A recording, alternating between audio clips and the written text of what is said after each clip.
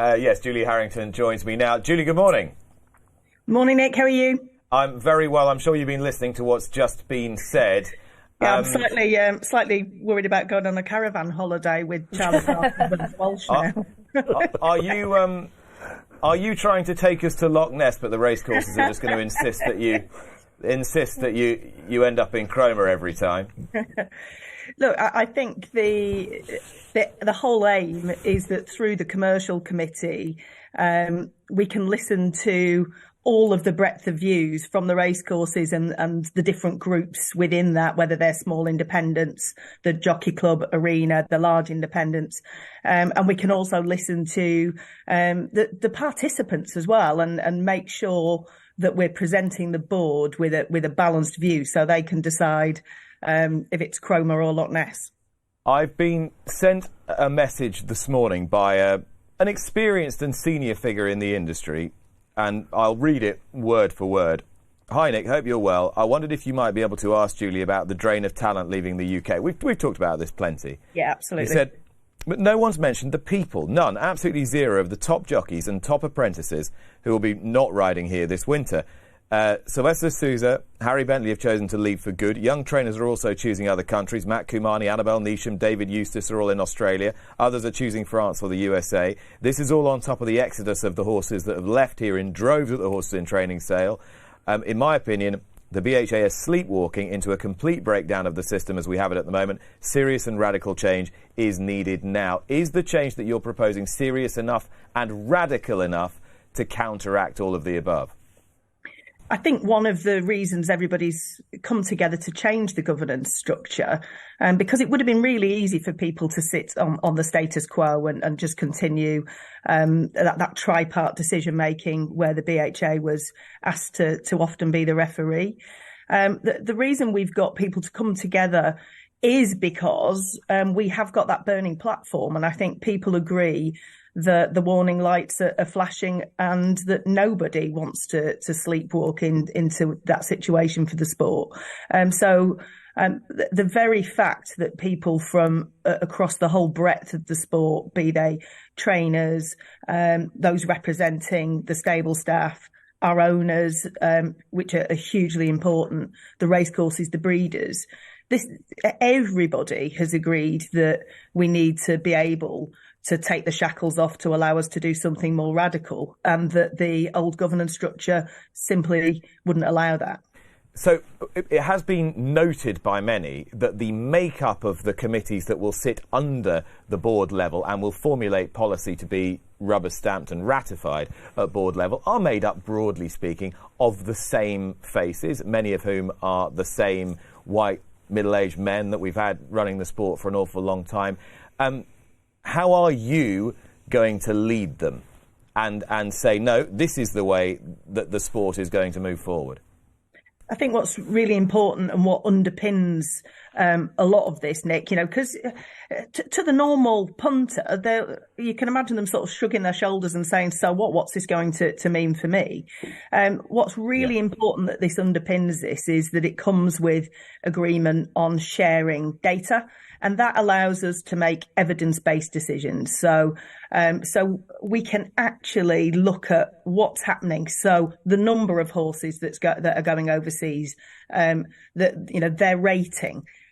How is that money being recycled from the sale? So, let's try and really dig underneath to see the evidence and make recommendations based on that. So leading them with the right evidence and the BHA having that available to it, it is a good first step. How much bookmaker cooperation do you require to feed into those data streams? You need to know how much money is being bet on each race and what races are appealing to punters, what gaps between races are appealing, really get people going, and how the industry is being best funded by the betting industry. It's essential, Nick, because we all know a vast proportion of the revenue that underpins our sport comes from the normal man and woman who are betting on horse racing. And so without that data and working really closely with the bookmakers, piloting things, finding out what would happen if we did things differently. And that liaison, that really close liaison with them has already started. And the race planning team at the BHA, we've drafted in some additional talent from the bookmaking industry to support us as we progress this work on the industry strategy. But can you tell us who's the additional talent, Julie? Paddy Desmond from X of Flutter is working to support us, but also we are getting people from all of the major betting operators together once a month from now on to really guide the work that we're doing, not just slavishly, because we're also an elite sport and we want to see the best horses competing against the best horses, and that may not be the best betting product sometimes. But we in terms of maximising our revenues, then it's absolutely essential that we work closely with them, and also hear the voice of the bettor, the punter who's about the way we present our sport in the future. So you will get some representation from punting bodies within these committees, within these policy formulating committees. So at the moment, the committees they're representative committees. So they are made up of, the representative bodies across the sport. But of course, you then need to have meetings to understand and get that representation. That doesn't mean that they need to be sat on the committee. And at the moment, what we're doing is simply sort of talking to them and making sure that we're getting the right views and the right data coming through. What's really important, Nick, is this is new, and we need to walk before we run.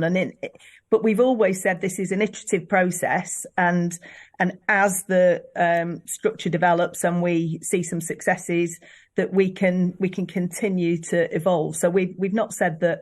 We won't have, for example, a representative of the punter on any of those committees. It's just, I think it's in its infancy and we need to show ourselves that this can work. Julia, just one last thing. It has been noted by several people this week, though it was explicitly stated by Will Forge on the conference call that we were on, that the ownership of the BHA is between the racecourses and the horsemen. I mean, it might just be worth clarifying, because one or two people have looked on Companies House and have seen that the Racecourse Association is an owner of the BHA. Yeah, who owns the British Horse Racing Authority? So our shareholders are the racecourses and the participants. So 50% of our shareholders are the racecourses and 50% are the participants, made up of the owners, the breeders, the licensed personnel. The licensed personnel represents the jockeys, the trainers, and also the stable staff.